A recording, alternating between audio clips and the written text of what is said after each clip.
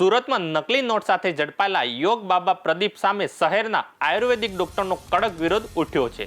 ડોક્ટરનો આક્ષેપ છે કે ઢોંગી પ્રદીપ લોકોની આયુર્વેદિક સારવારમાં ખોટું પ્રચાર અને ઠગાઈ કરે છે, જેના કારણે દર્દીઓનું શારીરિક અને માનસિક આરોગ્ય જોખમમાં આવી રહ્યું છે। આ મામલે આયુર્વેદિક ડોક્ટરો આરોગ્ય મંત્રી પ્રફુલ પાનસેરિયાની ઓફિસ પહોંચી કડક કાર્યવાહી કરવાની માંગ કરી। ડોક્ટરનું કહેવું છે કે પ્રદીપ જેવા ઢોંગીઓને સુરત અને ગુજરાતના અન્ય વિસ્તારોમાં પણ ઘણા છે અને તેઓ ખોટા કૌશલ્યના ઉપયોગથી લોકોના આરોગ્ય સાથે ચેડા કરે છે।